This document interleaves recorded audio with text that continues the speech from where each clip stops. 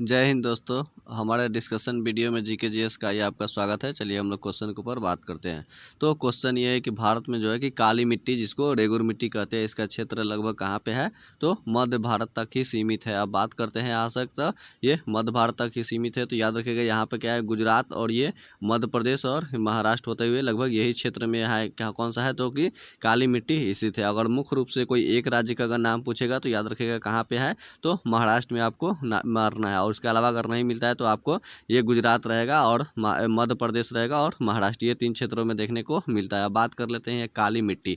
तो काली मिट्टी का काला रंग क्यों होता है? याद रखिएगा काली मिट्टी का काला रंग इसलिए होता है, उसको टिटेनिफेरस मैग्नेटाइट के कारण होती है।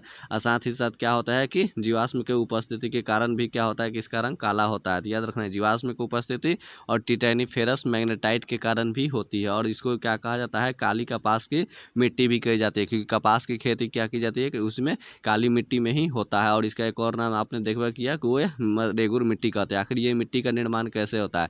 तो याद रखिएगा बेसाल्ट चट्टानों के, हमने क्या बोला आपको? बेसाल्ट चट्टानों के टूटने फूटने से ही क्या होता है? काली मिट्टी का निर्माण होता है। ऐसे याद रख सकते हैं, ब से बेसाल्ट और ब से ही ब्लैक मिट्टी। इस तरह से आप इसको नाम याद करके रख सकते हैं। और अगर बात करते हैं इसका प्रतिशत में, तो इसका कितना स्थान पे है? तो प्रतिशत में घटते क्रम याद रखिएगा तीसरा स्थान पे है काली मिट्टी का। उसी तरह से अगर बात कर लेते हैं कि और भी, हालांकि मिट्टी का अध्ययन क्या कहलाता है? तो पेडोलॉजी कहलाता है। और मुख्य रूप से भारत में मतलब ऐसे तो 8 प्रकार के मिट्टियों में भारत में बांटा गया है, लेकिन मुख्य रूप से हम लोग कितने को पढ़ते हैं? 4 प्रकार के मिट्टियों को ही पढ़ते हैं। बात कर लेते हैं पहला में, प्रतिशत में जो सबसे ज़्यादा मात्रा में है, कौन सा मिट्टी है? तो वह जलोढ़ मिट्टी है। याद रखना है जलोढ़ मिट्टी है, जिसको अंग्रेजी में एलुवियल सोयल भी कहते हैं। और याद रखना है कि इसको दोमट मिट्टी भी कहा जाता है। इसी तरह से पुरानी जलोढ़ मिट्टी को क्या कहा जाता है? कि बांगर कहा जाता है। क्या कहा जाता है उसको? तो बांगर कहा जाता है। उसी तरह से नया जलोढ़ मिट्टी को क्या कहा जाता है?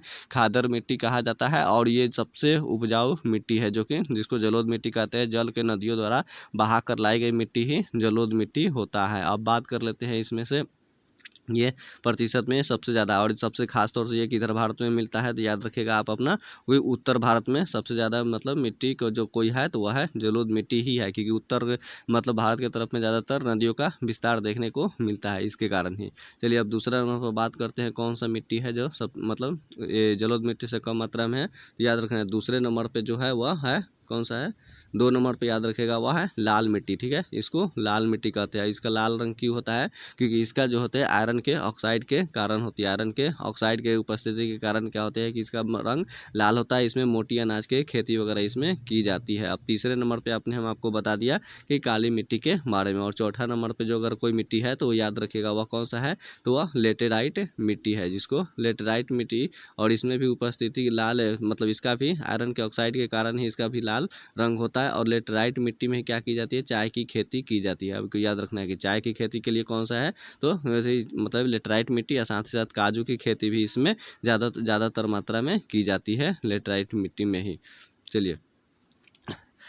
चलिए नेक्स्ट क्वेश्चन के ऊपर बात करते हैं। तो नेक्स्ट क्वेश्चन ये है कि जो अल्फांसो जो है एक आम की एक प्रजाति है। कैसा है? एक आम की ही प्रजाति है। और आपको बता देते हैं कि आम जो पेड़ पर पक जाता है वह किस गैस के कारण पक जाता है? तो एथिलीन गैस। तो याद रखना है आपको, वह एथिलीन गैस के कारण होता है। इसका फार्मूला होता है C2H4।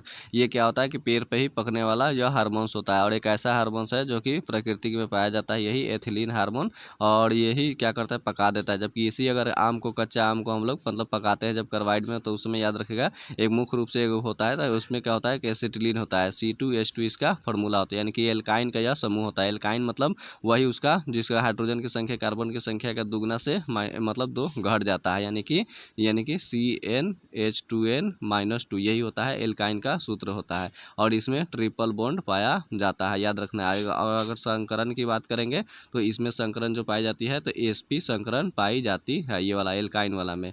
जबकि अभी हमने देखा कि फल को पकाने के लिए एथिलीन गैस का, यानी कि ये एल्कीन का समूह का ग्रुप है। और एल्कीन का कहा मतलब है, इसका सूत्र होता है CnH2n, यानी कि इसमें हाइड्रोजन की संख्या जो होती है वह कार्बन की संख्या की क्या हो जाती है? दुगनी हो जाती है। इसमें कोई बढ़ता बढ़ता और घटता नहीं है जस के तस, जबकि इसमें डबल बॉन्ड पाई जाती है, याद रखना है। और डबल बॉन्ड के अलावा अब बात करते हैं इसमें कौन सा संस्करण पाई जाती है, तो याद रखना है कि sp2 संस्करण पाया जाता है। उसी तरह से अगर बात कर लेते हैं थोड़ा देर के लिए एल्केन का भी, तो एल्केन का सूत्र होता है कि CnH2n +2, ये होता है एल्केन का सूत्र होता है, और इसमें सिंगल बॉन्ड पाया जाता है, आपको इसमें याद रखना है। और इसी का ही आपने देखा होगा कि कार्बन 1 से लेकर कार्बन 10 तक ले होता है, तो कार्बन 1 वाला को मेथेन कहते हैं, कार्बन 2 वाला को एथेन कहते हैं, 3 वाला को प्रोपेन कहते हैं, 4 को ब्यूटेन कहते हैं, 5 को पेंटेन कहते हैं, 6 को हेक्सेन कहते हैं, 7 को सेप्टेन कहते हैं, 8 को ऑक्टेन कहते हैं, 9 को नॉनेन कहते हैं, 10 को डिकेन कहते हैं। तो हालांकि अगर आपको एल्केन ग्रुप का सभी 10 का याद है तो आप उस तरह से एल्केन के बाद एल्कीन और एल्काइन का भी आप निकाल सकते हैं,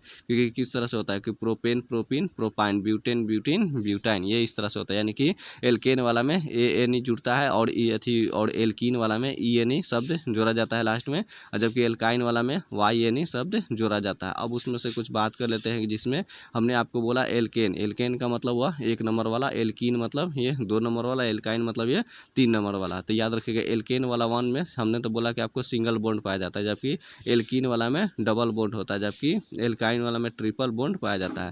तो याद रखिएगा एल्केन वाला में क्या होता है कि सिग्मा बॉन्ड एगो पाया जाता है, सिर्फ सिग्मा बॉन्ड ही पाया जाता है इसमें, जबकि पाई बॉन्ड नहीं पाई जाती है। उसी तरह से जबकि एल्कीन वाला में 1 सिग्मा, याद रखना है यहाँ पे ऊपर वाला में 1 सिग्मा पाई जाती है, नीचे वाला में 1 पाई बॉन्ड पाया जाता है, जबकि ये वाला में एल्काइन वाला में 1 सिग्मा पाया जाता है और इस तरह से 2 पाई इसमें बॉन्ड पाई जाती है।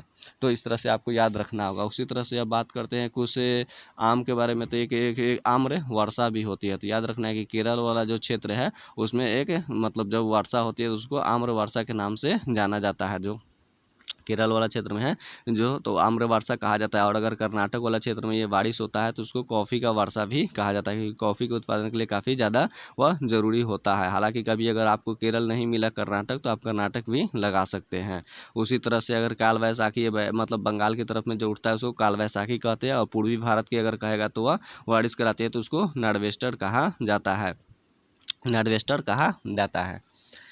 चलिए अब हालांकि ये जो है केरल वाला हमने आपको बताया, तो इस केरल को तट को क्या कहा जाता है, तो याद रखना है इसको मालाबार तट कहा जाता है, क्योंकि जब दक्षिण पश्चिम मानसून आती है तो यहीं से टकराती है, सबसे ज़्यादा बारिश कराती है यहाँ पर, याद रखेगा। अब दक्षिण पश्चिम मानसून यानी कि ये इधर से आई हुई है मानसून, इधर की तरफ चलेगी, यानी कि ये रहा आपका दक्षिण और ये रहा पश्चिम। तो यहाँ से दक्षिण और पश्चिम से यानी कि किधर गई, दक्षिण पश्चिम से होकर वह उत्तर पूरब की ओर चली जाती है। तो यही हो गया आपका दक्षिण पश्चिम मानसून। जबकि लौटता हुआ जब मानसून आता है यानी जिसको हम लोग कहते हैं कि उत्तर पूरब मानसून, ये इस तरह से आप इसमें रख सकते हैं। तो इसमें आपको दिख जाएगा ये उत्तर हो गया और ये पूरब हो गया। तो ये उत्तर पूरब से किधर की जाती है, तो दक्षिण पश्चिम की ओर जाती है, यानी जिसको लौटता हुआ मानसून कहते हैं। ये केरल ये वाला तमिलनाडु वाला क्षेत्र पे होता है और आंध्र प्रदेश वाला। हालांकि सबसे ज़्यादा तमिलनाडु में वर्षा कराती है लौटता हुआ मानसून, उत्तर पूर्वी मानसून आपको याद रखना है। जबकि एक शीत ऋतु में जो कि मानसून भी होता है तो वह लगभग उत्तर पश्चिम मतलब वह उत्तर पश्चिम भारत या फिर उत्तर भारत ही कहता है, तो उत्तर भारत ही कहा जाता है। तो ये लगभग इधर वाला राजस्थान वाला क्षेत्र वाला में क्या होती है कि बारिश कराती है। तो इसमें राजस्थान वाला क्षेत्र में जो बारिश कराती है उसको वह थी मावट वर्षा कहा जाता है। उसी तरह जबकि उस वर्षा को क्या कहा जाता है, तो भूमध्य सागरीय या फिर जेट स्ट्रीम कहा जाता है, याद रखिएगा। वह शीत ऋतु में यानी कि जनवरी फरवरी के महीने में होती है, लगभग 1 से 2% उसका ही मतलब योगदान होता है। और जबकि मानसून शब्द क्या है, वो अरबी भाषा के है, शब्द है जिसका अर्थ होता है कि परिवर्तन, यानी कि समय के साथ परिवर्तन होता है। देखते हैं आपको इसमें ठंडा गर्मी हर तरह का मौसम देखने को मिलता है, वही होता है। और जबकि मानसून शब्द का प्रयोग सबसे पहले किसने किया हुआ था, तो हिप्पालस ने किया हुआ था। कब किया हुआ था, तो याद रखिएगा 45 मतलब ईस्वी AD में किया हुआ था, यानी कि 45 ईस्वी में हिप्पालस ने किया हुआ था। चलिए और भी इस तरह से और भी कुछ क्वेश्चन आएगा तो आपको हम आगे की तरफ बताते हैं। चलिए नेक्स्ट क्वेश्चन देखते हैं कि भारत के जो है सूचना प्रौद्योगिकी की राजधानी कहाँ पे है, तो बंगलौर में स्थित है। उसी तरह से बात करते हैं इसरो की स्थापना, क्या इसरो का जो है मुख्यालय वह भी बेंगलुरु में है। और इसरो की स्थापना कब हुआ था, याद रखिएगा 15 अगस्त 1969 में इसका इसरो की स्थापना हुआ था, इंडियन स्पेस रिसर्च ऑर्गेनाइजेशन। और अगर बेंगलुरु में है तो यहाँ पे याद रखिएगा मतलब इसको मतलब थी फल उद्यानों का बगीचा भी इसको बेंगलुरु को कहा जाता है। जबकि अंतरिक्ष का शहर भी बेंगलुरु को ही कहा जाता है, सिलिकॉन वैली भी किसको, बेंगलुरु को ही कहा जाता है। चलिए नेक्स्ट क्वेश्चन के ऊपर बात करते हैं। तो नेक्स्ट क्वेश्चन ये है कि हम्पी के जो खंडहर है वह कहाँ पर स्थित है, तो कर्नाटक में ही है। और ये वाला याद रखिएगा कहाँ पे है, तो कर्नाटक वाला क्षेत्र में है। तो याद रखिएगा कर्नाटक में, और कुछ कुछ आपको हम बता देते हैं कि यहाँ पे क्या क्या पाया जाता है। तो कर्नाटक वाला में आप चीज़ याद रखिएगा, जैसे कि यहाँ पे आपने आपको बताया कि इस कर्नाटक की राजधानी जो कि बेंगलुरु है, यहाँ पे वो सब चीज़ें, सिलिकॉन वैली इसको कहा जाता है, अंतरिक्ष का शहर कहा जाता है, फल उद्यानों का स्वर्ग भी कहा जाता है। और साथ ही साथ ये वाला जो हो गया कर्नाटक में याद रखिएगा सूरजमुखी, हमने क्या बोला आपको, सूरजमुखी उत्पादन में भी मतलब ये कर्नाटक प्रथम स्थान पे है। उसी तरह से कॉफ़ी उत्पादन में भी कर्नाटक 1 नंबर पे है। और इसके अलावा सोना उत्पादन में यानी कि KGF, आपने मूवी भी देखा होगा कोलार गोल्ड फील्ड के बारे में, यानी कि सोना उत्पादन में भी कर्नाटक का स्थान प्रथम ही है। उसके अलावा आपने पुष्पा मूवी देखा, तो उसमें क्या होता है, चंदन की लकड़ी का व्यापार किया जाता है, तो वह भी कहाँ पे है, कर्नाटक में ही स्थित है। चलिए नेक्स्ट क्वेश्चन के ऊपर हम लोग बात करते हैं। तो नेक्स्ट क्वेश्चन का होता है कि अंतिम मुगल सम्राट मतलब बहादुर शाह जफर द्वितीय था। तो याद रखिएगा इसको बहादुर शाह मतलब इसको द्वितीय भी कहीं पे आपको मिलेगा, जबकि ये कब था ये याद रखिएगा 1800, ये जो था वह 1857 ईस्वी में, जो 1857 की क्रांति हुआ था उस समय था। जबकि जो औरंगजेब की जैसे ही मृत्यु हुई थी, तो याद रखिएगा 1707 ईस्वी में, वह 7 से लेकर वह 12 तक रहा हुआ था, वो बहादुर शाह प्रथम था। जबकि ये कौन है, बहादुर शाह द्वितीय है, जो 1857 के था। इसका जफर इसलिए रखा गया क्योंकि ये जफरनामा के क्या करता था कि यह फारसी कविताएं वगैरह शेर व शायरी लिखा करता था, इसलिए इसमें इसका रखा गया। और इसने 1857 की क्रांति में भाग लिया हुआ था, जिसके कारण हडसन ने, याद रखेगी इसको, हडसन ने कहाँ से पकड़ लिया था, याद रखेगा इसको क्या किया था, हुमायूं के मकबरा से इसको पकड़ लिया था 1857 में ही, याद रखेगा। और इसकी जो है रंगून में इसकी मृत्यु हो जाती है। कब इसकी मृत्यु हो जाती है, तो 1866 ईस्वी में इसकी यहाँ पे रंगून में मृत्यु हो जाती है। और चूंकि इसके आंखों के सामने ही मतलब इसके 2 बेटे थे, उसकी भी हत्या अंग्रेजों ने कर दिया हुआ था। और यह दिल्ली सल्तनत के मतलब सबसे अंतिम शासक के रूप में बहादुर शाह जफर द्वितीय को जाना जाता है। चलिए अब नेक्स्ट को, हालांकि इसने हम आपको बता दिए कि 1857 की क्रांति से यह जुड़ा हुआ था। तो इसने कहाँ से जुड़ा था, तो दिल्ली से जुड़ा हुआ था। उसी तरह से अगर लखनऊ को बात करेंगे, तो लखनऊ से बेगम हजरत महल थी, कानपुर से नाना साहब थे, और झांसी से रानी लक्ष्मीबाई थी, और बरेली से बहादुर खान थे, जबकि इलाहाबाद से लियाकत अली थे। और अपना जो पटना से कौन थे, याद रखेगा, तो पटना से एक पुस्तक विक्रेता था, कौन था, तो पीर अली, वह पीर अली थे। इसके अलावा मतलब अगर जगदीशपुर मतलब आरा की हम लोग बात करेंगे, तो वीर कुंवर सिंह वहाँ से थे। अब बात करते हैं कौन सा अंग्रेज कहाँ के, उसने अंग्रेज इसको दबा दिया था 1857 की क्रांति, याद रखेगा। तो 1857 की क्रांति जो दिल्ली वाला दबा दिया था, तो पहले निकलसन था जिसकी मृत्यु हो गई थी, उसके बाद में हडसन ने, याद रखेगा, हडसन ने संभाला था, और हडसन ने इसको बहादुर शाह जफर द्वितीय को अथी कर लिया था। उसी तरह से कानपुर लखनऊ को कैंपबेल ने मतलब दबा दिया था। और इसके अलावा अगर बात करते हैं झांसी को, तो ह्यूरोज ने दबाया हुआ था, कौन था कि, तो ह्यूरोज ही इस विद्रोह को दबा दिया था। और ह्यूरोज ने ही रानी लक्ष्मीबाई को कहा था कि 1857 की क्रांति में पूरा एक कोई अकेला अगर कोई मर्द था, तो वह थी रानी लक्ष्मीबाई ही थी।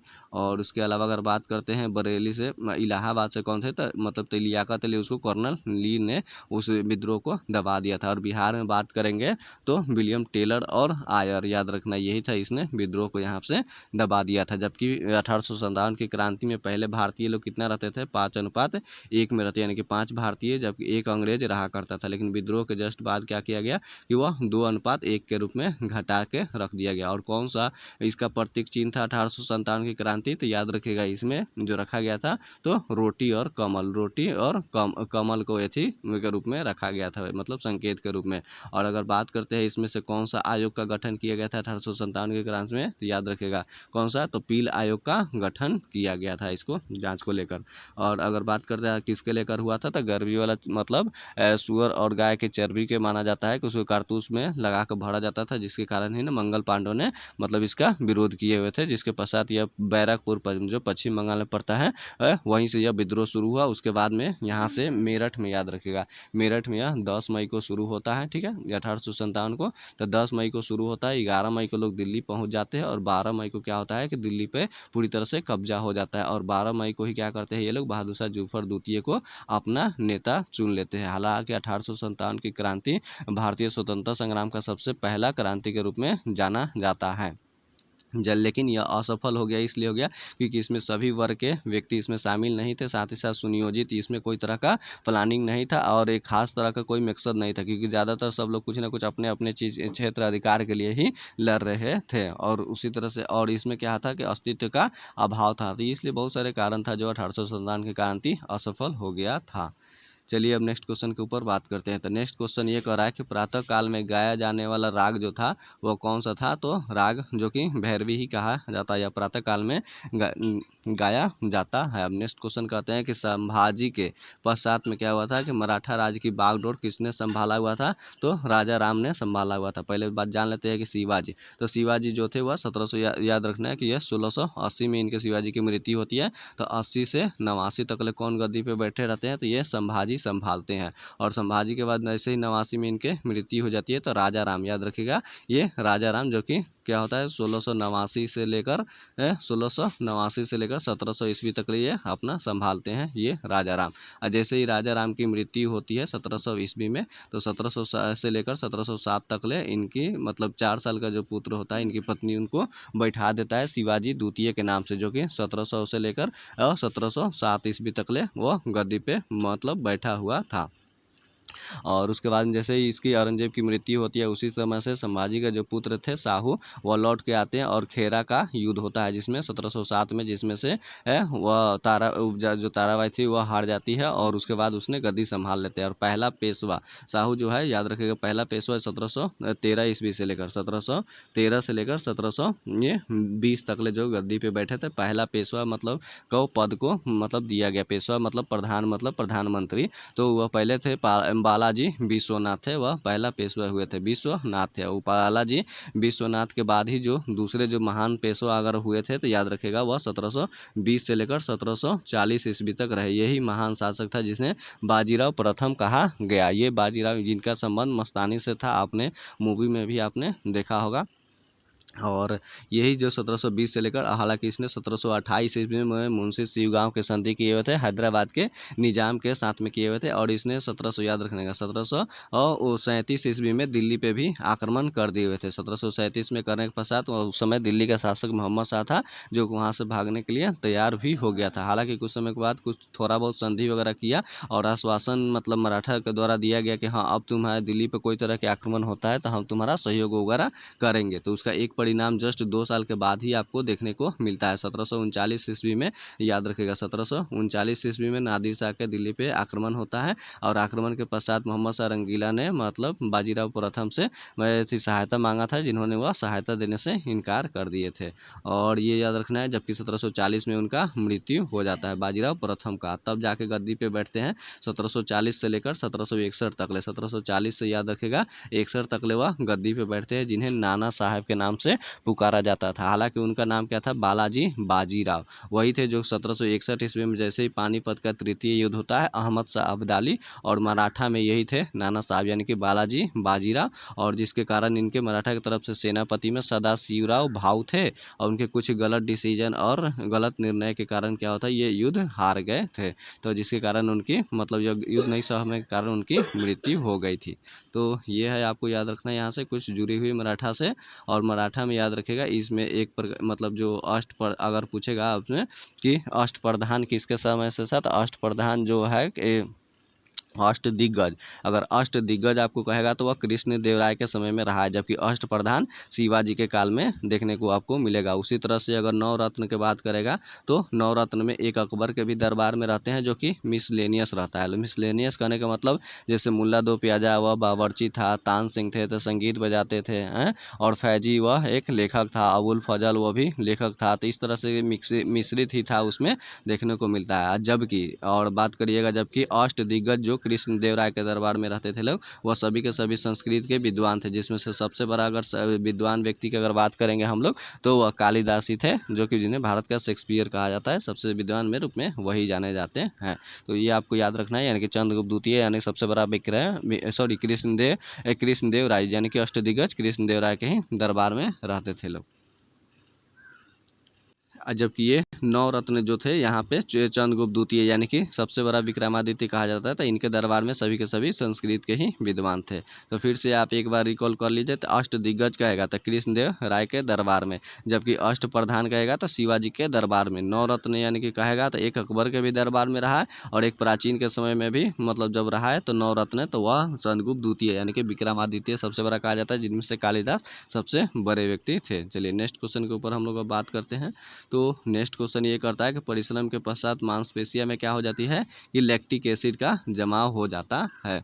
तो अब बात कर लेते हैं कि ये लैक्टिक एसिड जमता कैसे है। तो याद रखिएगा, जैसे ही हमारा ग्लूकोज को क्या होता है कि ऑक्सीजन की अनुपस्थिति मिलती है, तो मांसपेशियों के साथ में वो रिएक्शन करके क्या बनाता है, तो यही लैक्टिक एसिड ही बना देता है, जिसके कारण थकान हमें महसूस होने लगती है। अब इसको स्रावित करना बहुत जरूरी हो जाता है, इसलिए आपने देखा है कि गर्म पानी से अगर आप पैर वगैरह जहाँ थकान रहता है या शरीर में, तो आप नहाते हैं, उससे क्या होता है कि वो उसमें पाकर वह लिक्विड के रूप में आ जाता है, जो ठोस रहता है वह लिक्विड में आता है, और ब्लड के साथ में क्या होता है, घुल मिल जाता है, जिसके कारण थकान हमें क्या होती है, कम होती है। उसी तरह से हम लोग अब बात कर लेते हैं मांसपेशियों के बारे में। तो शरीर में मांसपेशियाँ कितना है, तो 639 मांसपेशियाँ है, और मांसपेशिया में कौन सा प्रोटीन पाया जाता है, तो याद रखिएगा मायोसिन प्रोटीन पाया जाता है। मायोसिन प्रोटीन मांसपेशिया में मिलता है, जबकि हड्डी में ओसिन प्रोटीन होता है, हड्डी में ओसिन होता है प्रोटीन, और नाखून में, बाल में और जानवरों के खुर में कीरेटिन प्रोटीन होता है। उसी तरह से अंडा में अल्बुमिन प्रोटीन होता है, और गेहूँ में ग्लूटीन प्रोटीन देखने को मिलेगा, और ब्लड में आपको याद रखेगा तो हिपैरिन होता है और फाइब्रिनोजन होता है। उसी तरह से अगर बात करते हैं दूध में, तो कौन सा प्रोटीन होता है, तो केसिन प्रोटीन होता है। प्रोटीन के खोजकर्ता में बर्जिलियस है, जिन्हें 20 तरह के प्रोटीन के मतलब हमें आवश्यकता होती है, और प्रोटीन जो होते हैं अमीनो अम्ल एसिड के बने होते हैं। 20 में से क्या होता है, 10 को हमारा शरीर पूर्ति कर लेता है, जबकि 10 हमें क्या करता है कि बाहर से भोज्य पदार्थ के रूप में हमें लेना पड़ता है। और प्रोटीन की कमी से 2 तरह की रोग हो जाती है, एक क्वाशियोकर यानी कि क से क्वाशियोकर, और क से कुपोषण यानी कि वह कुपोषण हो जाता है, जब बच्चों में दोनों के हाथ पाँव पतले रहते हैं लेकिन पेट उसका बाहर निकला हुआ रहता है, तो वह क्वाशियोकर यानी कि बीमार हो गया। और दूसरा होता है कि मरासमस रोग होता है, मरासमस रोग होती है यानी कि म से मरासमस और म से मांसपेशियों का ढीला हो जाना, ये भी प्रोटीन की ही कमी के कारण होता है। अब बात कर लेते हैं कि प्रोटीन सबसे ज़्यादा कहाँ मिलता है, तो सोयाबीन में हमें मिलता है, लेकिन उससे भी ज़्यादा अगर आपको बात करिएगा तो याद रखिएगा आप अपना जो जो तो मशरूम आप देखे होंगे, तो उसमें भी सबसे ज़्यादा मात्रा में वहाँ पे प्रोटीन की प्राप्ति होती है। मशरूम काफ़ी ज़्यादा आती है। वकेवक का क्या होता है कि मतलब एक सॉलिड भाग ही उससे वह मिलकर बनता है, और वह बहुत ज़्यादा हृदय के धड़कन वगैरह के लिए, हाई बीपी वगैरह जिनकी रहती है, जिनका मोटापा ज़्यादा हो गया है, तो उससे क्या होता है उसमें, क्योंकि उसमें ऑक्सीजन की मात्रा क्या होती है, मतलब उसमें जो ग्लूकोज की मात्रा यानी कि वसा की मात्रा उसमें कम रहती है, तो इसलिए मशरूम के हमें मतलब एथी होता है, काफ़ी ज़्यादा फायदेमंद होता है हमारे शरीर के लिए। जिनको हाई बीपी वगैरह हो गया, उसमें भी ज़्यादा ज़रूरत होती है, उसमें याद रखें कि प्रोटीन की ज़्यादा मात्रा होती है। प्रोटीन में अगर मुख्य रूप से अगर तत्व की बात करेगा, तो आप याद रखिएगा कौन सा, तो नाइट्रोजन मुख्य रूप से उसमें पाया जाता है। और इस तरह से हमने आपको बात किया कि यहाँ पे लैक्टिक एसिड जमाव के कारण होता है। उसी तरह से दूध में याद रखिएगा लैक्टिक एसिड मतलब के कारण ही उसमें क्या होता है, खट्टा होता है, जबकि दूध फट जाता है और माइक्रोबैक्टीरियम के बैसिलस से उपस्थिति के कारण ही होता है। उसी तरह से एक सल्फ्यूरिक एसिड होता है, जो शीशा संचायक बैक्टीरिया में उपस्थित रहता है। चलिए नेक्स्ट क्वेश्चन के ऊपर बात करते हैं। तो नेक्स्ट क्वेश्चन ये है कि शरीर के आमाशय और अन्य अंतरंगों का मतलब अन्वेषण करने वाली तकनीकी को एंडोस्कोपी कहते हैं, और ये किस पे आधारित होता है, तो पूर्ण आंतरिक परावर्तन पे ही आधारित रहता है। अब बात करते हैं पूर्ण आंतरिक परावर्तन, यानी कि कई बार जब परावर्तन देखने की घटना मिलती है, उसे ही पूर्ण आंतरिक परावर्तन कहा जाता है। तो ये यहाँ पे किया जाता है प्रयोग, मतलब शरीर के अंगों को पता अन्वेषण करने के लिए। साथ ही साथ पूर्ण आंतरिक परावर्तन आपको याद रखिएगा, आपको हीरा में भी देखने को मिलेगा, यानी कि हीरा एक उसका आकृति क्या होता है कि टेट्राहेड्रल होता है, तो जिसके कारण ही इसमें क्या होता है कि पूर्ण आंतरिक इसमें भी परावर्तन आपको देखने को मिलेगा। उसी तरह से पूर्ण आंतरिक परावर्तन के कारण उदाहरण और भी आपको रेगिस्तान में मेघ मिचका का बनना, यानी कि वहाँ भी आपको पूर्ण आंतरिक परावर्तन का ही उदाहरण अपने को देखने को मिलेगा। तो चलिए नेक्स्ट क्वेश्चन के ऊपर बात करते हैं। तो नेक्स्ट क्वेश्चन ये है कि दिल्ली सल्तनत काल में, याद रखिएगा, दिल्ली के सल्तनत काल में भारत में नहरों का सबसे बड़ा नेटवर्क के निर्माण के लिए कौन व्यक्ति जिम्मेदार था। तो याद रखना है कि फिरोज शाह व तुगलक ही था, जिसने सबसे बड़ा नेटवर्क जाल वगैरह इसने बिछा के रखा हुआ था। और फिरोज शाह तुगलक ने किया हुआ था, और इसने जो आगरा का, याद रखेगा, आगरा का और टोपरा का उसने एथी को जो अशोक का स्तंभ जो बना हुआ था उसको दिल्ली लाया हुआ था।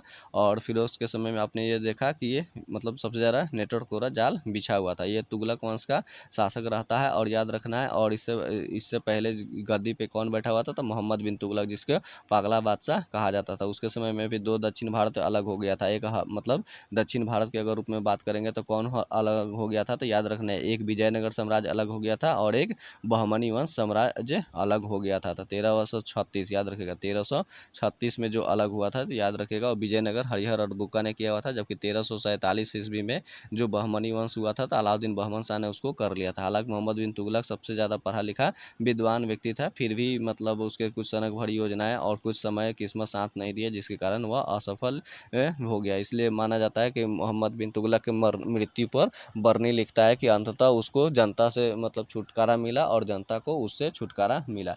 वैसे माना जाता है कि उसने कुछ युद्ध वगैरह की कर रखा था, गलत डिसीजन, जैसे उसने खुरासान वाला ये सब क्षेत्र में अधिकार करने के लिए 1 साल तक अपने सैनिकों को चुस्त दुरुस्त कराने की कोशिश किया था, और बाद में खुरासान के शासक से संधि कर लिया था। तो ये यहाँ पर उसकी असफल हो गई योजनाएं। साथ ही साथ यहाँ जो दिल्ली जो था, इसमें राजधानी हुआ करता था, तो दिल्ली की जनता ने इसको बहुत गंदा गंदा शेरो और शायरी माना जाता है कि इसको लिखकर भेजा करता था लोग पत्र पत्रिकाएं में। तो जिसके कारण यह गुस्सा में दिल्ली की जनता को दंडित करने को अपने राजधानी दिल्ली से ले जाकर दौलताबाद लेकर दिल्ली से लेकर देवगिरी लेकर चला गया, और देवगिरी ले जाकर उसने अपना राजधानी का नाम रख दिया दौलताबाद। तो ये उसका गलत डिसीजन था।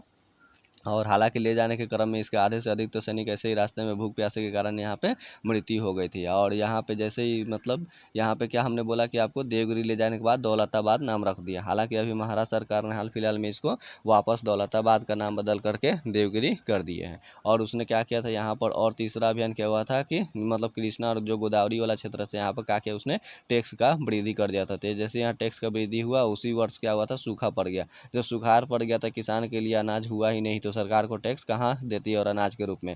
तो ये भी असफल हो गया यहाँ इसकी योजना। चौथा उसने क्या किया हुआ था, सांकेतिक मुद्रा चमड़ा का, यानी कि एक तरह का टाइप का सिक्का चला रखा था। तो सिक्का चलाने से क्या हुआ कि आम जनता भी क्या हुआ, इधर उधर से उस तरह का सिक्का बनाकर अपना मार्केट में चलाने लगा, जिसके कारण क्या हुआ कि वहाँ पे मार्केट में क्या हुआ कि आपको तरलता बढ़ गई, और बढ़ जाने से क्या हुआ कि मुद्रा का वैल्यू गिर गया, जिसके कारण सरकार उसने इसके समय में भी ये भी चीज़ देखने को मिलता है। तो इस तरह से मुख्य रूप से उसको 4 ये सो हो गया था, असफल हो गया था। चलिए नेक्स्ट क्वेश्चन के ऊपर बात करते हैं। तो नेक्स्ट क्वेश्चन ये है कि जीटी रोड का निर्माण किसने किया हुआ था? तो शेरशाह सूरी ने किया हुआ था, यानी कि ये जीटी रोड। अब याद रखिएगा, जीटी रोड 1 और 2 को, NH 1 और 2 को मिलाकर ही जीटी रोड कहा जाता था। और ये याद रखिएगा, ये बांग्लादेश का राजधानी जो ढाका से लेकर और पाकिस्तान के जो है लाहौर से लेकर आगे अफगानिस्तान के काबुल तक ले जाता था ये जीटी रोड। ये पहला इसने बनवा लिया हुआ था। और याद रखिए, यानी कि जीटी रोड यानी कि ग्रैंड ट्रंक रोड कहा जाता है। और इसने कुछ, अगर बात करते हैं शेरशाह सूरी का, तो बचपन का नाम इसका फरीद खान था, और इसने एक शेर का एक तलवार से मार दिया था, तो बहार खां लोहानी ने इसको शेरशाह का उपाधि दिए हुए था। और बात करते हैं इसने यह किसके समकालीन था? तो याद रखिएगा, हुमायूं के समकालीन था। तो शेरशाह सूरी ने हालांकि ये जो सूरी वंश जो था, यह द्वितीय अफगान वंश था। पहला अफगान वंश जो कि लोदी वंश था, जिसके संस्थापक में बहलोल लोदी थे, और जबकि ये दूसरा सूरवंश में ये अफगान शासक माना जाता है इनका। तो इसने याद रखिएगा कब किया हुआ था? 1539 ईस्वी में इसने चौसा का युद्ध किया हुआ था। चौसा का युद्ध इसने कहाँ पे कर रखा था? तो याद रखिएगा, तो जो बिहार का जो ये बक्सर वाला जो क्षेत्र था, वहाँ पर इसने युद्ध किया हुआ था। तो बक्सर में ही पड़ता है चौसा स्थान पर 1539 में, जहाँ से किसी तरह से वहाँ पर हुमायूं ने क्या हुआ था, जान बचाकर भागा था। माना जाता है कि उसने कर्मनाशा नदी में गिर गया था। गिरने के पश्चात वहाँ से एक शहाबुद्दीन चिश्ती ने उसको बचा लिया था, मछुआरा था उसके, और बचा कर उसको लेकर गया था दिल्ली। तो वापस उस मछुआरा को भी एक दिन के लिए उसने मतलब उसको राजा बनाया हुआ था हुमायूं ने, और बनाने के पश्चात उसको एक दिन के लिए सिक्का भी उसके लिए नाम पे जारी किया हुआ था। और 1540 में याद रखेगा, फिर 1540 का समय आता है। तो 1540 में फिर शेरशाह सूरी युद्ध करता है हुमायूं से, और हुमायूं अब कहाँ पे होता है, तो कन्नौज या बिलग्राम का युद्ध होता है। और वह कहाँ पे पड़ता है, तो याद रखें कन्नौज या बिलग्राम, या अभी वर्तमान में कहाँ पे है, कानपुर। तो वहीं पे युद्ध होता है। उस युद्ध में भी क्या होता है कि हुमायूं हार जाता है, और हुआ हार कर वह दिल्ली छोड़कर चला जाता है, और शेरशाह सूरी आसानी के साथ में अपना दिल्ली पे कब्जा कर लेता है और अपना राजधानी फिर बना लेता है। और ये 1540 से लेकर दिल्ली पे 1540 से लेकर 45 तक ले गद्दी पे बैठा रहता है। बात करते हैं कि 1541 में इसने क्या किया था। तो 1541 ईस्वी में अपना गट्खर जनजातियों से बचने के लिए क्या हुआ था, रोहतासगढ़ का किला बनवाया था। यानी कि यही सासाराम में पड़ता है जो रोहतासगढ़ का किला बनाया, और 1542 ईस्वी में और उसने आगे की तरफ बढ़ा हुआ था। तो बात करते हैं कि जैसे उसने रोहतासगढ़ का किला बनाया, और उसके बाद में फिर मालवा मध्य प्रदेश की तरफ इसने मतलब ऐसे किया। तो मालवा मध्य प्रदेश पे भी आक्रमण किया, और उसके बाद में रायसीना लगभग दिल्ली के आसपास में मतलब पूरन मल सिंह थे, उनके साथ युद्ध किया। हालांकि उसमें माना सबसे ज़्यादा कलंक साबित अगर यह उसका हो गया था 1543 वाला, याद रखिएगा। यह 1543 में इसने लड़ा हुआ था। तो याद रखना 1540 में तो हमने बोला कि कन्नौज या बिलग्राम का, और 1541 ईस्वी में मालवा वाला, 1543 वाला में रायसीना पर, और 1544 ईस्वी में ये जो था 1544 ईस्वी में यहाँ पर, याद रखिएगा। यहाँ पर कहने का मतलब है राजस्थान वाला मेवाड़ क्षेत्र में है, और वहाँ से शासक में मालदेव था, किसी तरह से उसने युद्ध करके जीता, और बहुत मुश्किल से उसने जीता था। इसलिए उसने बोला था कि, और यहाँ देखा कि यहाँ कुछ भी नहीं है, सिर्फ और सिर्फ बाजरा ही बाजरा है, क्योंकि चारों तरफ मरुस्थल ही मरुस्थल है। तो उसने बोला था कि एक मुट्ठी भर बाजरे के लिए हम पूरा हिंदुस्तान को खो देते। और फिर उसने वापस लौटते हुए उसने मध्य प्रदेश में जो कालिंजर था, याद रखेगा, मध्य प्रदेश वाला ये क्षेत्र में जो था कालिंजर, यहाँ पर उसने कीरत सिंह के साथ युद्ध किया था, और उसके किला पर इसने बम चलाया था। बम मारने के पश्चात क्या हुआ कि बम टकरा कर इसके बगल में आकर गिर गया, जिसके कारण यह मतलब इसकी मृत्यु हो जाती है, यानी कि जीता हुआ ऐथी हो गया। और इसका याद करेंगे तो मकबरा कहाँ पे है, तो सासाराम रोहतास में ही है, जो कि कैसा है, तो याद रखना अष्टभुजाकार के रूप में बना हुआ है, और इसने मरने से पहले ही अपना बना लिया था। तो इस तरह से ये सूर्यवंश के शासक में महानतम शासक के रूप में, और अकबर का पूर्वगामी शेरशाह सूरी को ही कहा जाता है। ये आपको याद रखना होगा। चलिए नेक्स्ट क्वेश्चन के ऊपर बात करते हैं कि कृष्णा नदी जो है, तो देखिए ये नेक्स्ट क्वेश्चन आपको ये कह रहा है कि अलमाटी जो बांध बना हुआ है वह किस नदी पे है, तो कृष्णा नदी पे कर्नाटक में बना हुआ है। अब बात करते हैं कृष्णा नदी कहाँ से निकलती है, तो कर्नाटक के ही ब्रह्मगिरी की पहाड़ी से यह निकलता है और बंगाल की खाड़ी में गिर जाता है। जबकि ये कावेरी नदी है, याद रखिएगा कौन सा है, कि कावेरी नदी है, जिन्हें दक्षिण की गंगा कहा जाता है। की गंगा कहेगा तो यानी कि कावेरी ही आप मारिएगा, जबकि दक्षिण गंगा या वृद्ध गंगा या बूढ़ी गंगा तो आपको गोदावरी नदी को मारना पड़ेगा। कौन सा नदी को, गोदावरी नदी को बात करना पड़ेगा। अब बात कर लेते हैं यहाँ पे थोड़ा सा इसके लिए ये बांध के बारे में। तो ये चूंकि अलमाटी इसमें बांध है, तो याद रखिएगा भारत का सबसे लंबा बांध कहेगा तो हीराकुंड बांध है, जो कि महानदी पे है। कहाँ पे है, तो महानदी पे कहाँ पे है, तो आपको उड़ीसा में देखने को मिलेगा। यह लंबाई के दृष्टि से हमने बोला, इस तरह से लंबा के दृष्टि से हमने बात किया था। और उसी तरह से अगर हम ऊंचाई के दृष्टि से बात करेंगे कि सबसे ऊंचा मतलब कौन सा बांध है, तो आपको याद रखना है कि ये ऊंचा बांध में जो है टिहरी बांध, जो कि आपको भागीरथी और भिलंगना नदी के तट पे बना है, जो कि उत्तराखंड में वह देखने को मिलेगा। हमने क्या बोला, ऊंचाई के दृष्टि से। लेकिन जब कहेगा कि गुरुत्वीय बांध सबसे ऊंचा गुरुत्वीय बांध कौन सा है, ये देखिए ये वाला आपका हो गया मतलब, तो गुरुत्वीय बांध यानी कि इसका नीचे वाला क्षेत्र क्या आता है, गुरुत्वीय वाला काफी ज्यादा चौड़ा हो गया, तो जिसके कारण इसको गुरुत्वीय बांध कहते थे। याद रखिए गुरुत्वीय बांध कहेगा तो भाखड़ा नांगल बांध जो कि है, जो कि मतलब तो ये सबसे ज्यादा गुरुत्वीय बांध हो गया। जबकि टिहरी बांध ऊंचा बांध हो गया। जबकि लंबाई की हिस्से से बात करेंगे तो हीराकुंड बांध आपको लंबाई की दृष्टि से आपको देखने को मिलेगा। चलिए नेक्स्ट क्वेश्चन के ऊपर बात करते हैं कि नेक्स्ट क्वेश्चन ये है कि पृथ्वी के नज़दीक में वायुमंडल की सबसे निचली परत को क्षोभ मंडल यानी कि ट्रोपोस्फेयर कहलाता है। अब बात कर लेते हैं यहाँ पे, जैसे कि ये हमारा क्या है कि ये पृथ्वी है, और पृथ्वी के ये ऊपर वाला ये जो क्षेत्र है ये वाला में मतलब ये डॉट डॉट डॉट डॉट ये आपका पहला मंडल क्षोभ मंडल ही होता है। और इस तरह से याद रखिएगा मंडल को 5 भागों में बांटा गया है, मतलब वायुमंडल को 5 भागों में बांटा गया है। तो इस तरह से ये वाला क्षोभ मंडल होता है। इसमें क्या होता है कि आंधी तूफान वगैरह बिजली वगैरह सारा गरजता है इसी में, साथ ही साथ हेलीकॉप्टर, हमने एरोप्लेन नहीं बल्कि हेलीकॉप्टर बोला, तो हेलीकॉप्टर वगैरह ये सभी क्षोभ मंडल में ही देखने को मिलेगा। तो और बारिश बरसात वगैरह ये सब कितना पे हो गया, इसी में हो गया। और सारा मनुष्य वगैरह सब किस में ही, क्षोभ मंडल में हम लोग रहते हैं। अब इसके ऊपर की अगर बात करेंगे ये वाला में, तो याद रखिएगा इसको हम क्षोभ मंडल को एक कहेंगे, उसी तरह से 2 नंबर वाला को यानी कि समताप मंडल। तो ये वाला जो समताप मंडल हो गया, तो इसमें याद रखिएगा इस वाला समताप मंडल में क्या होता है कि ओजोन की एक लेयर पाई जाती है। याद रखना, ओजोन परत की मोटाई पूछता है, ओजोन परत कहाँ पे पाई जाती है, तो समताप मंडल में। और साथ ही साथ यहाँ के तापमान समान होता है, इसलिए यहाँ पे क्या होता है कि एरोप्लेन यहाँ पर चलने के लिए अच्छा अनुकूल टेम्परेचर मिल जाता है। तो ये भी होता है यहाँ पर। और अब बात करते हैं तीसरा वाला में, तो इसको क्या कहा जाता है कि इसको मध्य मंडल कहा जाता है। ठीक है, इसको मध्य मंडल कहा जाता है। और चौथा वाला में बात करेंगे ऊपर वाला में, तो याद रखिएगा एक आयन मंडल होता है। कौन सा, आयन मंडल। अब बात कर लेते हैं ये आयन मंडल में क्या होता है, तो उल्का पिंड वगैरह आयन मंडल में ही आते हैं। और इसके अलावा जो भी सेटेलाइट वगैरह सब छोड़े जाते हैं, सब के सब आयन मंडल में ही छोड़े जाते हैं। तो इस तरह से आपको ये आयन मंडल कुछ है मतलब, और यहाँ पे आयनित वगैरह होती रहती है। इसके बाद में 5वां नंबर पे है सबसे ऊपर में, अब बात करेंगे तो वायुमंडल होता है, जिसमें हाइड्रोजन और हीलियम की अधिकता होती है। उसी तरह से याद रखेगा ये ट्रोपोस्फेयर और ये समताप मंडल होता है, यानी कि स्ट्रेटो ऑफ दोनों की मिलाने वाली रेखा को क्या कहा जाता है, तो इसको ट्रोपाज कहा जाता है। याद रखेगा क्या कहा जाता है, तो ट्रोपाज कहा जाता है। उसी तरह से समताप मंडल और मध्य मंडल को मिलाने वाली रेखा को क्या कहा जाता है, तो स्ट्रोपाज कहा जाता है। और उसके बाद में ऊपर वाला को आयन मंडल और मध्य मंडल और आयन मंडल को मिलाने वाले को 105 कहा जाता है। तो इस तरह से हमने आज, जबकि वायुमंडल चूंकि आ गया है, तब बात जान लेते हैं कि कौन सी गैस कितने प्रतिशत में होती है। तो सबसे ज़्यादा मात्रा में आपको याद रखेगा कि नाइट्रोजन होता है। तो कितने परसेंट होती है, नाइट्रोजन आपको याद रखना होगा कि 78% इसमें क्या होती है कि नाइट्रोजन होती है। अब 2 नंबर पे कौन होता है, तो ऑक्सीजन होता है। ऑक्सीजन कितना होता है, तो 21%। तो हमने आपको क्या बोला कि नाइट्रोजन 78% होता है। उसी तरह से ऑक्सीजन कितना परसेंट होती है, तो 21% होती है। अगर CO2 कार्बन डाइऑक्साइड की अगर हम बात करेंगे तो 0.03%, याद रखिएगा 0.03% होती है कार्बन डाइऑक्साइड का प्रतिशत। जबकि आर्गन का बात करेंगे तो आर्गन जो होती है 0.93% देखने को मिलता है वायुमंडल में। अच्छा, एक चीज़ याद रखिएगा, वायुमंडल में अगर पारा जो होता है एकाएक मतलब क्या होता है कि नीचे की ओर बीकर में गिर जाता है, तो याद रखिएगा क्या आएगा, आंधी तूफान आता है। जबकि धीरे धीरे नीचे की ओर गिरता है तो याद रखिएगा क्या होगा कि आपको बारिश आने की संभावना होती है। लेकिन जैसे पारा का थर्मामीटर को ऊपर की ओर जाता है तो याद रखिएगा मौसम क्या रहता है कि साफ होने का संकेत हमें देता है। जबकि पारा पीने से क्या होता है, हमें मीना माता रोग हो जाता है। और मतलब एल्कोहल के अधिकता से क्या होता है, सीरोसिस होता है, सीरोसिस हमने बोला आपको। जबकि लोहा के अधिकता से मतलब लौहमयता यानी कि सीडोरोसिस हो जाता है, और कमी से एनीमिया रोग हो जाता है। उसी तरह से नाइट्रेट की अधिकता से बुल्लू बेबी सिंड्रोम आपको रोग हो जाती है। कॉपर की अधिकता से विल्सन रोग होता है।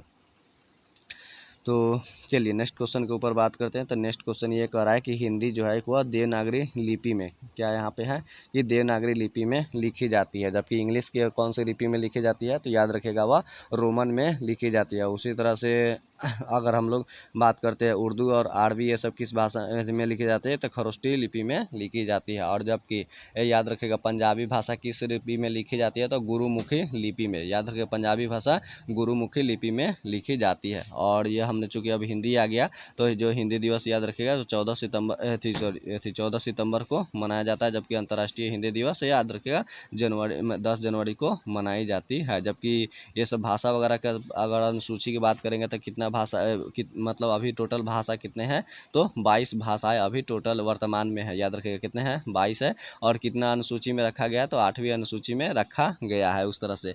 और शुरू में कितना भाषा संविधान के समय में था, 14 भाषा था। बाद में एक भाषा जोड़ा गया सिंधी को, जो कि 15 भाषा हो गया। और कब जोड़ा गया, तो 21वां संविधान संशोधन 1967 में जोड़ा गया। उसी तरह से नमक यानी कि नेपाली, मणिपुरी, कोंकणी, इसको कब जोड़ा गया, तो याद रखिएगा 71वां संविधान संशोधन 1992 में जोड़ा गया। तो इस तरह से 15 3 कितना हो गया, 18 हो गए। और उसके बाद में फिर बदमाश याद रखिएगा, यानी कि बोर्ड मास होता है जिसमें 18 4 22, यानी कि बोडो, डोगरी, मैथिली और संथाली, उसको कब जोड़ा गया, तो याद रखिएगा 92 संविधान संशोधन 2003 में इसको जोड़ दिया गया। यानी कि मैथिली, डोगरी मतलब मैथिली, डोगरी, संथाली और ये होता है, याद रखिएगा। इसको बोड मास के रूप में शॉर्टकट में हम लोग लिख लें, यानी कि बोडो, डोगरी, मैथिली और संथाली, ये 4 भाषा को जोड़ दिया गया। अगर भाषा की अगर बात करेंगे, अगर भाग कितना में रखा गया तो अनुच्छेद याद रखिएगा, भाग इसको 17 में रखा गया है, और भाग हमने बोला, अनुसूची नहीं बल्कि भाग 17 में रखा गया, और अनुच्छेद कितना से लेकर 343 से लेकर 351 तक इसमें चर्चा मिलता है। तो 343 में राजभाषा के बारे में है, 344 में राजभाषा आयोग राष्ट्रपति बनाता है, 345 में क्या कहा गया कि राज्य चाहे तो वह अपना इस 8वीं 12 अनुसूची 12 भाषाओं में से कोई एक भाषा या एक से अधिक भाषाओं को अपना ऑफिशियल कामकाज के लिए यूज कर सकता है। उसी तरह से 46 वाला में याद रखेगा, 346 अनुच्छेद में आपको ये कहता है कि राज्य चाहे 2 या 2 से अधिक राज्य चाहे तो इसमें से अपना ऑफिशियल कामकाज के आदान प्रदान के लिए एक भाषा का प्रयोग कर सकता है। उसी तरह से 348 जो है अनुच्छेद कहता है कि अपना जो मतलब जो हाई कोर्ट और सुप्रीम कोर्ट वगैरह है, ये सब अपना अंग्रेजी को भाषा को ही मान रखेंगे, और बाद में अपना चाहेंगे तो क्षेत्रीय भाषा को मतलब रूप में प्रकाशित करेंगे। जिस तरह से अभी केरल क्या किया गया, अपना मलयालम को क्षेत्रीय भाषा में प्रकाशित किया अपना निर्णय वगैरह को। उसी तरह से 350 में है क्या, मतलब 350 का क वाला में याद रखेगा कि प्राथमिक स्तर पर शिक्षा देने की बात किया गया है बच्चों को, और 300 उसका 51 वाला में क्या कहा गया कि उसमें बताया गया कि अंतर्राष्ट्रीय, यानी 350 में सिर्फ कहा गया कि अंतर्राष्ट्रीय स्तर पर क्या होगी, हिंदी का प्रचार प्रसार के बारे में कहा गया है। तो चलिए, जबकि हिंदी का स्वर्ण काल कहेगा तो अकबर को काल का कहा जाता है, जबकि संस्कृत का स्वर्ण काल याद रखेगा तो उसके गुप्त काल को कहा जाता है। चित्रकला का स्वर्ण काल जहांगीर के काल को कहा जाता है, और इसी स्थापत्य कला का स्वर्ण काल शाहजहां के काल को कहा जाता है। तो इस तरह से ये होता है, विटामिन ए का अच्छा स्रोत में माना जाता है गाजर को ही, जबकि गाजर का है याद रखिएगा आपको, ये मतलब ये जड़ है, और जड़ में कौन सा जड़ है तो याद रखिए ये शंकु आकार का कैसा है, क्या जड़ है। जबकि मूली क्या है, वह भी एक जड़ है, वह लेकिन वह तर्क रूपी जड़ का उदाहरण है। जबकि गाजर का लाल रंग किसके कारण होता है तो कैरोटीन के कारण होता है। लेकिन अगर बात करेंगे, अगर हम लोग चुकंदर का लाल रंग क्यों होता है तो याद रखें चुकंदर का जबकि लाल रंग कहेगा तो आपको उसको विटामिन के कारण होता है। उसी तरह से अगर खून का लाल रंग तो याद रखिएगा वह हीमोग्लोबिन के कारण होता है। अब जान लेते हैं यहाँ पे विटामिन के बारे में। तो विटामिन जो ए है इसका रासायनिक नाम रेटिनॉल होता है, और इसके कारण से कौन सा होता है तो रतौंधी इसके मतलब बीमारी इसके होती है, और याद रखेगा। और इसको रेटिनॉल और ये रतौंधी होती है, साथ साथ जीरोपैथेलमिया एगो नाम का रोग होता है, वह भी विटामिन ए के ही कमी से होता है। उसी तरह से अगर हम सभी विटामिन को अगर बारी बारी से देख ले तो याद रखेगा B1 को किस नाम से जाना जाता है तो B1 को थायमिन के नाम से जाना जाता है, जबकि B2 को राइबोफ्लाविन के नाम से, और B3 को याद रखेगा इसको नियासिन कहा जाता है, जबकि B5 को पेंटाथेनिक एसिड कहा जाता है। उसी तरह से B6 को पैराडॉक्सिन कहा जाता है, B7 को मतलब क्या बायोटिन कहा जाता है, या फिर H भी कहा जाता है। उसी तरह से B11 को याद रखेगा फॉलिक एसिड कहा जाता है, और इसके अलावा याद रखना है कि B12 को क्या कहा जाता है साइनोकोबालामिन कहा जाता है, जबकि मतलब कोबाल्ट जो होता है उसमें कोबाल्ट 60 वाला में उसमें ये इसमें देखने को इसमें से प्राप्ति होती है B12 से। और अगर बात कर लेते हैं यहाँ पे सी के बारे में, अब तो सी का इसका रासायनिक नाम एस्कार्बिक एसिड होता है, डी को कैल्सीफिरोल कहते हैं, जबकि ई को टोकोफेरोल कहा जाता है, और जबकि के को याद रखने के फिलोकिनोन या फिर नेप्थोकिनोन कहा जाता है। अब बात कर लेते हैं इसमें से B1 की कमी से क्या होता है तो याद रखिएगा इसको मतलब ये यहाँ पे बेडी बेडी रोग हो जाती है, याद रखना है। जबकि 5 वाला से क्या हो जाता है कि प्लेगला डोज हो जाता है, जबकि B3 से और B6 वाला से क्या हो जाता है कि बालों का झरना सफ़ेद वगैरह ये सब चीज़ हो जाता है, देखने को आपको मिलेगा। आप कुछ बात कर लेते हैं सी के स्किर्वी रोग हो जाता है, यानी कि मसूरों से खून वगैरह ये सब निकलता है। उसी तरह से डी के कमी से क्या हो जाता है आपको रिकेट्स हो जाता है, डी के कमी से रिकेट्स हो जाता है, जिस किस में होता है तो बच्चों में होता है। जबकि और मतलब वयस्क जो पुरुष होता है उसमें मतलब जो ऑस्टियोमलेशिया रोग हो जाता है, जबकि ई की कमी से क्या हो जाती है जनन क्षमता में कमी हो जाती है।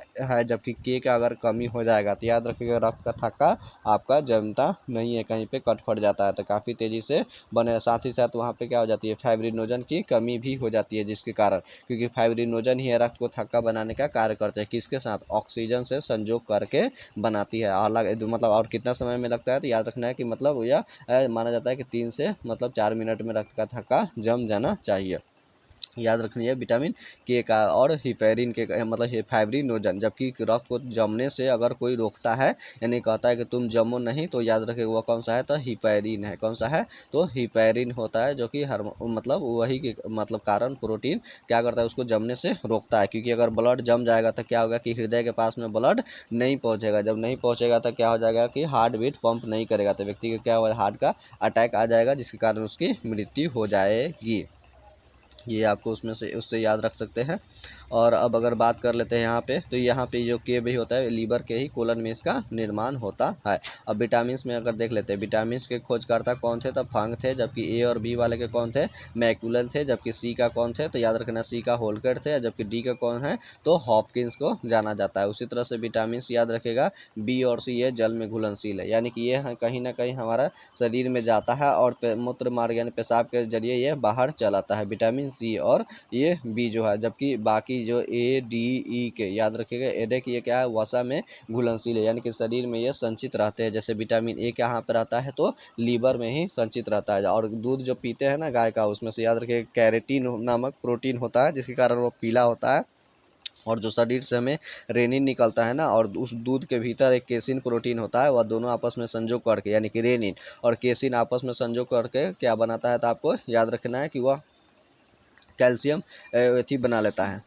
तो कैल्शियम पैराकेसिनेट का निर्माण करते हैं, और यही कैल्शियम पैराकेसिनेट बाद में क्या होता है, विटामिन ए बन जाता है, और जो कि लीवर में संचित रहता है। और लीवर में ही याद रखिएगा पीत वगैरह बनता है, और पीत में बनने के पश्चात वह जाके पित्ताशय में जमा रहता है। और इसके अलावा जो बच्चा जो भ्रूण अवस्था में रहता है, तो उसका भी ब्लड वगैरह का आरबीसी ये सब डब्ल्यूबीसी सब का निर्माण कहाँ पे होता है, तो लीवर में ही होता है। क्योंकि उसमें बच्चा का क्या होता है कि बोन मैरो का निर्माण नहीं हुआ रहता है, यानी कि हड्डी का निर्माण नहीं हुआ रहता है, जिसके कारण उसमें खून का बन नहीं पाता है। इसलिए लीवर उस समय क्या करता है कि खून को बनाने का कार्य करता है। तो इस तरह से आपको हमने बता दिया कि ये जल में घुलनशील होते हैं, और ये के सभी वसा में घुलनशील होते हैं। चूंकि अब वसा शब्द आ गया है, तो जान लीजिए सबसे ज़्यादा ऊर्जा हमें कौन सा, वसा ही हमें देती है। 1 ग्राम वसा से याद रखेगा 9.3 किलो कैलोरी हमें ऊर्जा मिलती है, जबकि 1 ग्राम मतलब ग्लूकोज से कितना मिलता है, 4.2 ही हमें किलो कैलोरी ऊर्जा मिलती है। जबकि 1 ग्राम वसा से इतना होता है। वसा मतलब आपको याद रखेगा चर्बी, याद रखेगा कौन सा चर्बी होता है। वसा के लिए क्या होती है, लाइपेज एंजाइम उत्तरदायी होता है। अब बात कर लेते हैं कि अगर 20 डिग्री सेल्सियस पे वसा द्रव के रूप में रहता है, तो याद रखिएगा उसे क्या कहा जाता है, तो उसको तेल कहा जाता है 20 डिग्री सेल्सियस पे जो रहता है। तो और याद रखेगा, जबकि सबसे पहले मतलब कौन सा है, कार्बोहाइड्रेट पच जाता है, जबकि 2 नंबर पे अगर पचता है तो वसा पचता है, और तीसरे नंबर पे प्रोटीन, यानी सबसे अंतिम में प्रोटीन का ही पाचन होता है। आपको ये रखना है। जबकि सभी तरह के पाचन कहाँ पे, तो याद रखेगा छोटी आंत में ही जाके सभी तरह के पाचन देखने को मिलता है। जबकि पानी का पाचन कहाँ पे होता है, यानी कि पूर्ण रूप से अवशोषण तो बड़ी आंत में होती है। जबकि मुंह से क्या हो जाता है कि यहाँ से हमारा पाचन यहाँ से भी शुरू हो जाता है, कि इसका कार्बोहाइड्रेट का पाचन शुरू हो जाता है। तो चलिए इसी तरह से हमारा जीके जीएस का डिस्कशन वीडियो देखने के लिए हमारे चैनल्स पे बने रहे, और मतलब सब्सक्राइब कीजिए, लाइक कीजिए और शेयर कीजिए। चलते, जय हिंद।